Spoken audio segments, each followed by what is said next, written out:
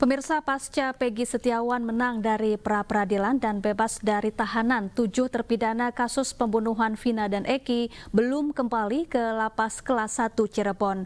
Pihak lapas masih menunggu kabar dari Kakanwil dan Kemenkumham serta Polda Jawa Barat.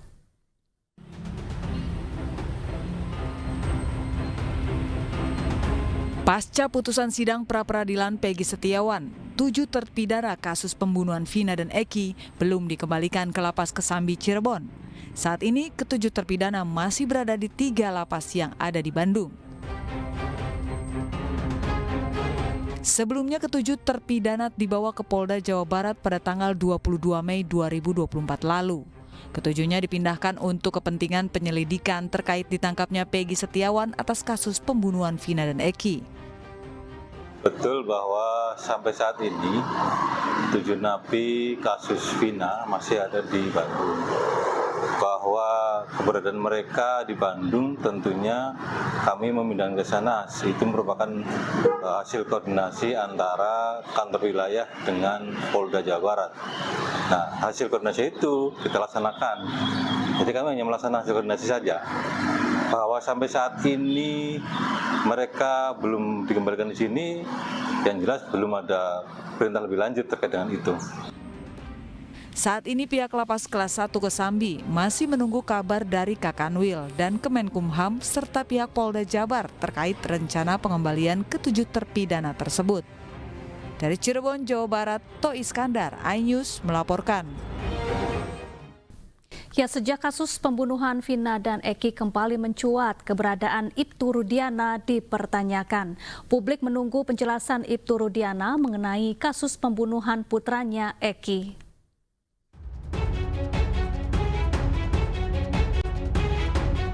Beginilah kondisi rumah Ibtu Rudiana yang masih tertutup di kawasan Desa Sutawinangun, Kecamatan Kedawung.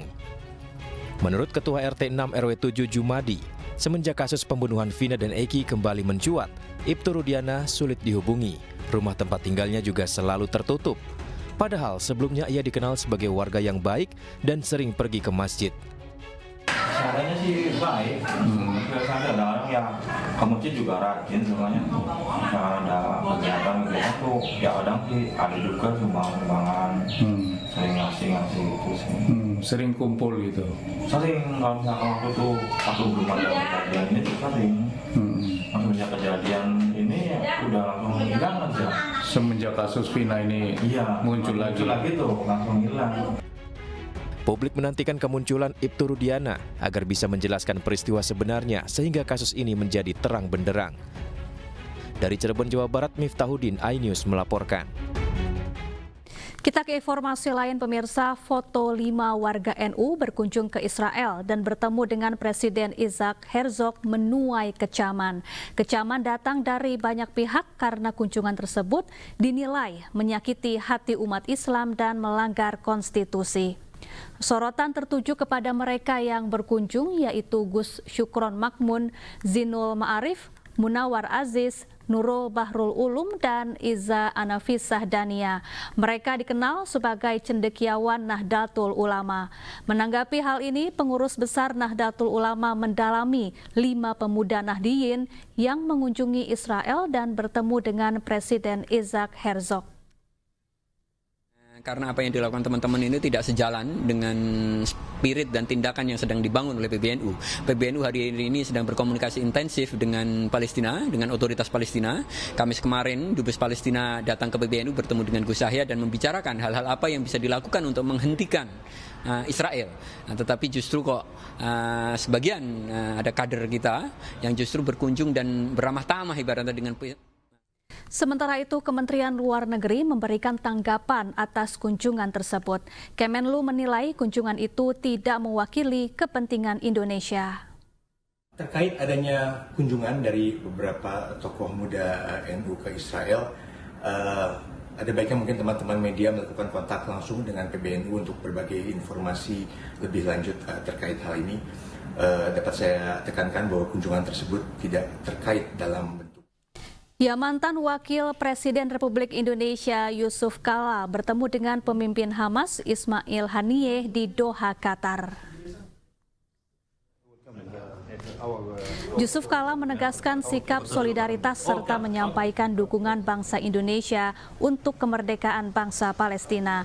JK juga menyampaikan bela sungkawa kepada bangsa Palestina yang menjadi korban genosida penjajahan Israel. Dalam pertemuan yang berlangsung hangat ini, JK menyarankan Hamas dan Al-Fatah bersatu demi kebaikan rakyat Palestina yang tengah menghadapi agresi militer dan genosida Zionis Israel. It's like Gaza. Yes. Thank you.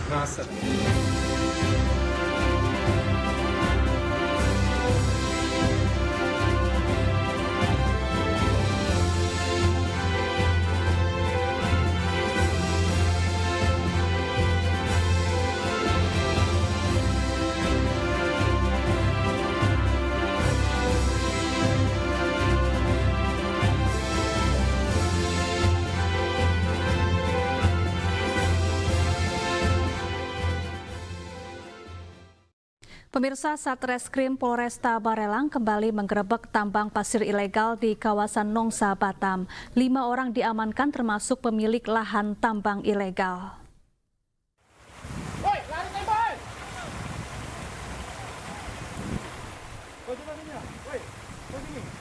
Razia tambang ilegal ini dilakukan karena banyaknya laporan warga yang kesal akibat kegiatan tambang ilegal ini yang menyebabkan kerusakan lingkungan parah. Kedatangan polisi ke lokasi tambang ini membuat para pekerja berlarian meninggalkan lokasi karena takut ditangkap. Bahkan truk yang sedang mengisi pasir pun berusaha meninggalkan lokasi.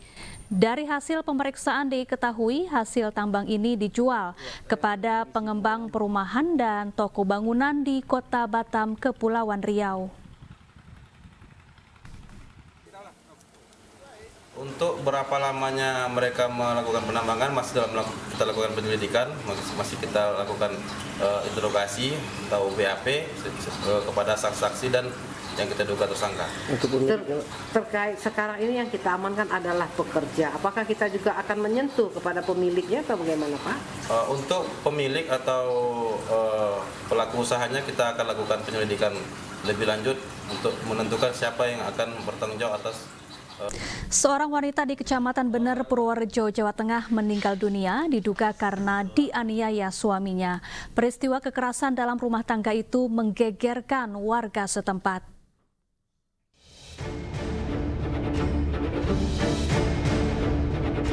Pria berinisial R sempat diteriaki warga saat diamankan polisi di Dusun Puguh, Desa Ketosari, Kecamatan Bener, Purworejo. R diduga tega menganiaya istrinya, inisial H. Dugaan kekerasan dalam rumah tangga yang dialami korban terjadi di rumah mereka. Korban yang tak tahan dengan perbuatan suaminya pergi dari rumah dan mendatangi kediaman kerabatnya yang berjarak 200 meter. Korbannya datang tengah malam, ketakutan dan kondisinya lemas. Korban merintih kesakitan diduga karena dianiaya suaminya. Kondisi korban semakin memburuk, lalu dibawa ke rumah sakit. Tak berapa lama di rumah sakit, korban meninggal dunia. Akhirnya itu masuk itu berangkang. Oh, susah, jalannya susah berarti ya? Dia nangis itu sakit gitu. Oh, bilang sakit itu ya? Astagfirullahaladzim, astagfirullahaladzim gitu. Sakit bagian apanya itu? Kayaknya begini sama gini. Berembuk musyawarah karena keadaan kayak gini, terus kita sepakat untuk dilarikan atau dibawa ke rumah sakit. Itu sekitar jam 6. Nah, itu jam 7:30 saya pulang ke rumah. Baru sampai rumah kita ngopi dengan teman-teman, ngobrol-ngobrol. Akhirnya jam 8-an itu ditelepon oleh keluarga yang berada di rumah sakit. Jam 8 itu bahwa Mbak Haryanti sudah meninggal dunia begitu. Korban telah dimakamkan di TPU Watu Belah, Desa Sukowulu, Kecamatan Bener. Sementara kasus ini tengah ditangani Polres Purworejo.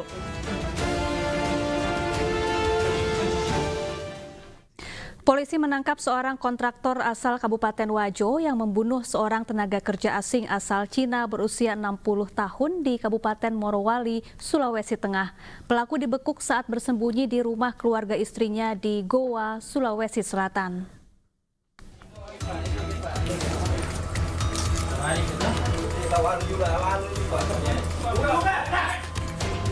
Tim gabungan unit Resmob Ditreskrimum Polda Sulawesi Selatan bersama Polres Goa menggerebek sebuah rumah di Jalan Yusuf Bauti, Kabupaten Goa, Sulawesi Selatan yang menjadi persembunyian buron berinisial AM 26 tahun. Pria tersebut ditangkap karena menjadi pelaku pembunuhan terhadap seorang tenaga kerja asing asal Cina berinisial WH di Kabupaten Morowali, Sulawesi Tengah.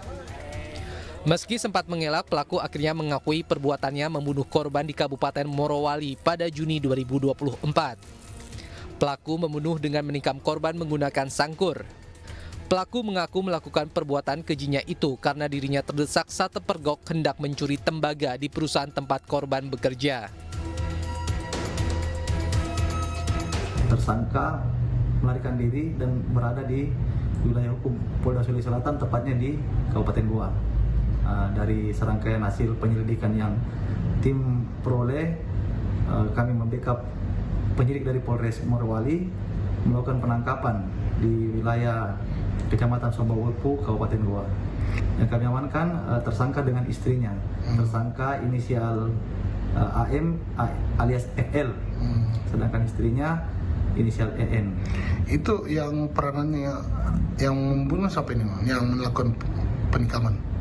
Yang melakukan penikaman itu tersangka AM alias FL. Untuk proses hukum lebih lanjut, pelaku dan istrinya yang berperan membantu pelaku kabur ke Kabupaten Goa diserahkan ke pihak Polres Morowali guna pemeriksaan lebih lanjut.